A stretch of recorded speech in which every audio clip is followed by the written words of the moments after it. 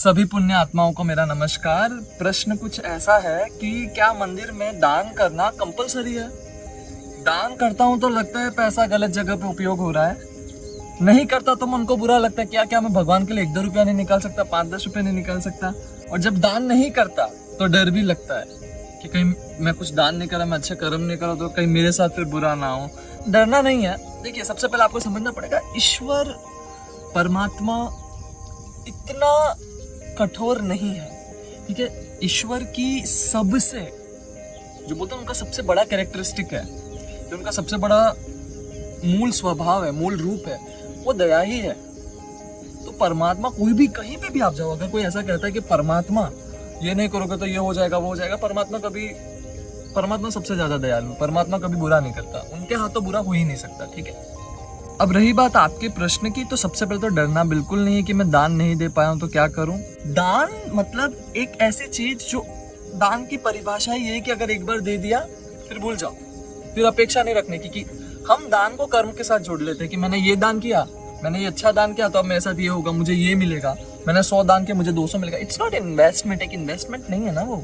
दान तो दे दिया तो दे दिया, फिर भूल जाओ। अगर आपके अंदर ये क्षमता है कि हाँ मैं एक बार थोड़ा पैसा डाल दूं, फिर मैं भूल गया कि भाई मेरा दान था, मैंने मेरे भाव के लिए, मेरे मन के लिए किया, उसके बाद अगर आप भूल सकते हैं, बेस्ट, दैट इज दान। लेकिन डालने के बाद मन में विचार है कि यार 10 रुपए दिए हैं, भगवान कुछ तो अच्छा करेगा, दैट इज नॉट दान, ठीक है। It is an investment. तो पहले दान क्या है वो समझ लीजिए कि दान देने के बाद कभी याद नहीं किया जाता, कि भूल जाओ, हाँ मेरा ब्रूनो भी मेरे दान भी। उसके बाद दान के प्रकार भी होते हैं ना।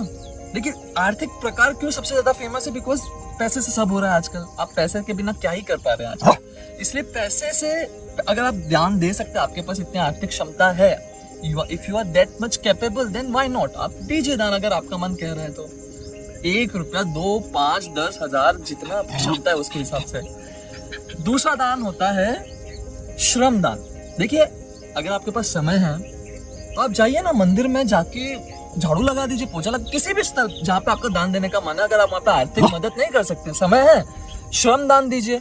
वहाँ का रसोई घर है, वहाँ पे जाके सब्जी कटा दीजिए, कोई बर्तन मांज दीजिए, कोई मंदिर के बाहर चप्पल एक लाइन में, एक लेयर में कर दीजिए, लेके मत चले जाइएगा।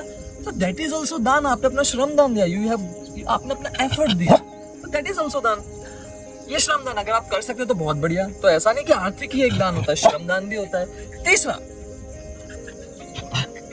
तीसरा जो मुझे लगता है जो बहुत इजी है, आप श्रम दान नहीं कर सकते, आप आर्थिक दान नहीं कर सकते, तो आपके घर का कुछ खाना ले जाइए, वहां पे बांट दीजिए, ठीक है। आपको लगता है दान पेटी में पैसा नहीं डालना, तो कोई बात नहीं है, वो 10 रुपए का कुछ खरीद के किसी को खिला दीजिए, दैट इज ऑल्सो दान।